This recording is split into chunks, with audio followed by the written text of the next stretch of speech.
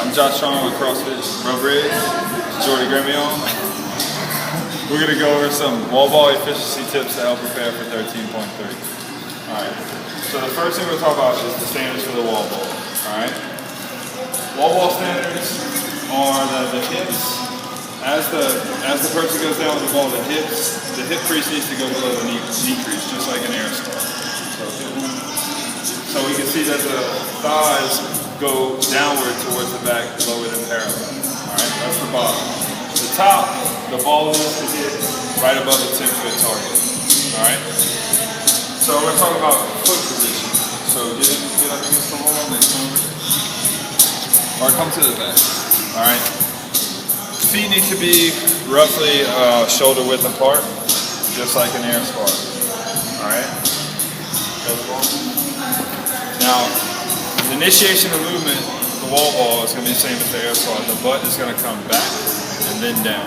Alright, it's really important in the air squat and in the wall ball that you keep the weight in your heels and drive off the ground.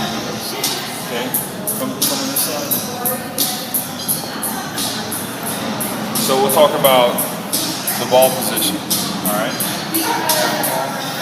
Okay.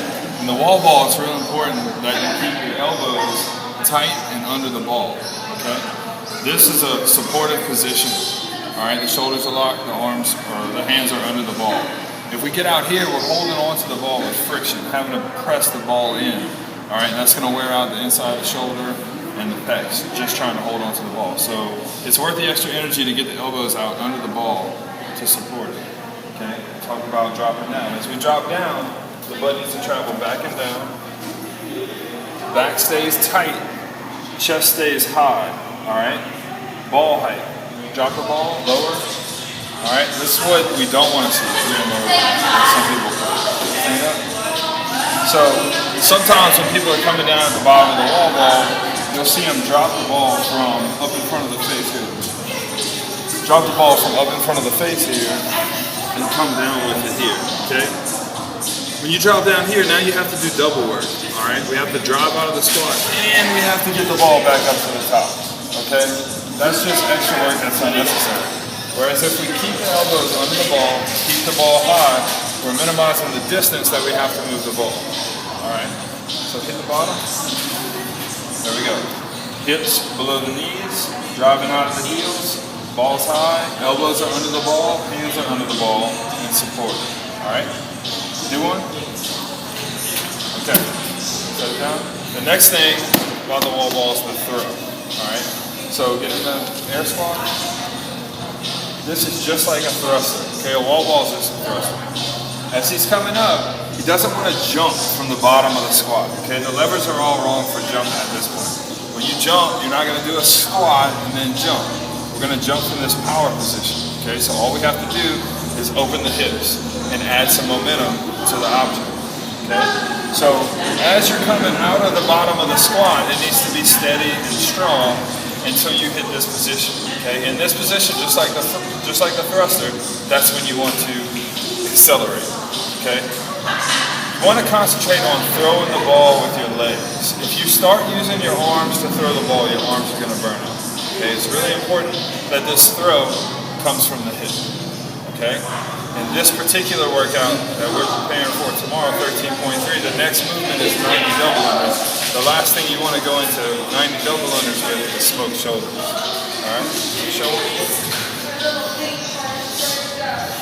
Down, slow out of the hole, and explode at the top. Okay? We'll talk about the catch. Alright, set it down. So as the ball's coming down, you want to be ready to receive the ball. Okay? You're receiving the ball's hitting your hands, coming into your chest, and you're lowering your body. The way down is you're decelerating the ball, okay? So you hit the bottom of the squat, and we're turning around and doing it all over again, okay? Accuracy comes into the wall ball because you need to hit the wall and have the ball bounce off the wall with the same distance every time. If you throw the ball one time and it rolls down the wall and you have to step up and get it, then you have to step back and reset. If you throw it, if you bang it off the wall and now you're catching it up here, you're going to lose your rhythm. Rhythm is really important in wall balls. All right, put a couple in a row. So watch as he's going to leave his hands up. As the ball comes down, he's going to receive it back into the carrying position and immediately down and back up. Okay? Okay, one more thing that we want to watch out for. Pushing the butt back and down, we want to stay in the hip. We want to keep this squat in the hip. The hip's going to last us longer. So what we want to avoid is what's called sliding. So as the butt travels back and down, you hit the bottom of the squat, and some people have a tendency to rock the hips forward, okay? When the hips come forward and the weight goes onto the toes, we lose the hamstrings, all right? When we lose the hamstrings, we depend on the quads. The quads are they're not efficient over the long haul like the hamstrings and the glute, okay? So it's important to keep the butt back, all right? And come from the hip, really squat out of the hip. Your quads are involved in the wall ball, but the more that you keep your weight back, the more you're gonna run off your hip, the longer you're gonna last. All right, anything else? Good luck. That's the wall ball, thanks.